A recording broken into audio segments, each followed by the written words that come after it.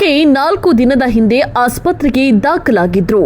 ಸರಿಯಾದ ಟ್ರೀಟ್ಮೆಂಟ್ ಸಿಗದೆ ವೈದ್ಯರ ನಿರ್ಲಕ್ಷ್ಯಕ್ಕೆ ತಾಯಿಯೊಬ್ಬಳು ಬಲಿಯಾಗಿರುವ ಘಟನೆ ಬೆಳಗಾವಿಯಲ್ಲಿ ನಡೆದಿದೆ. ಸತ್ತ ಶವವನ್ನ 2 ಗಂಟೆಗಳ ಕಾಲ ಆಸ್ಪತ್ರೆಯಲ್ಲಿ ಇರಿಸಿ ನಂತರ ಬೇರೊಂದು ಆಸ್ಪತ್ರೆಗೆ ಸಾಗಿಸಲಾಗಿದೆ.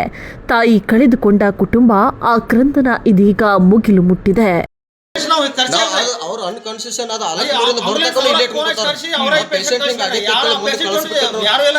ಸುಮಾರು ಎಷ್ಟು ತಾಸಿಂದ ಡೆತ್ ಆಗಿತ್ತು ಪೇಷಂಟ್? 2 ತಾಸಿಂದ ಡೆತ್ ಆಗಿತ್ತು.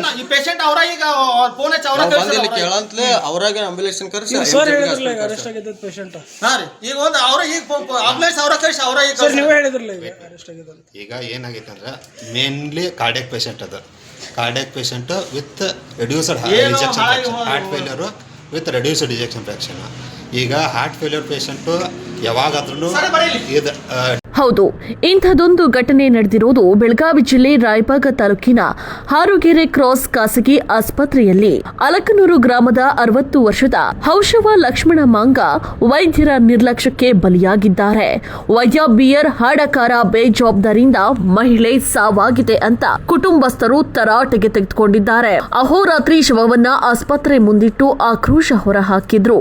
ಅಲ್ಲದೆ ಆಸ್ಪತ್ರೆ ವೈದ್ಯ ಹಾಗೂ ಆತನ ಸಹೋದರ ಅವಾಚ್ಯ ಶಬ್ದಗಳಿಂದ ನಿಂದಿಸಿದ್ದಾರೆ ಅನ್ನೋ ಆರೋಪಗಳು ಕೂಡ ಕೇಳಿ ಬಂದಿದೆ. ಸ್ಥಳಕ್ಕೆ ತಾಲೂಕು ವೈದ್ಯಾಧಿಕಾರಿ ಆಗಮಿಸಿ ತನಿಖೆಯನ್ನ ನಡೆಸುವುದಾಗಿ ತಿಳಿಸಿದ್ದಾರೆ.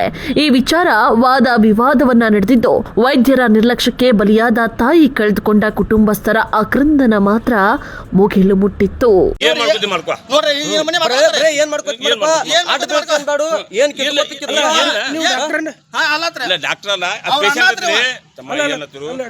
ಡಾಕ್ಟರ್ ಮಾಡಲಾರ ಕೆಲಸ ನೀವೇನ್ ಮಾಡ್ತೀರಿ?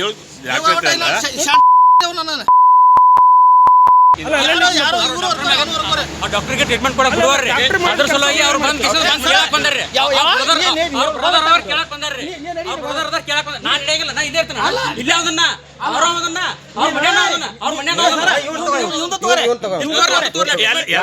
ಹಾಸ್ಪಿಟಲ್ ಸ್ಟಾಪ್ ಪೇಷಂಟ್ ನಾ ಎದಕ್ಕೂ ನಿಮ್ಗೆ ಅಬ್ಜೆಕ್ಷನ್ ಮಾಡಿಲ್ಲ.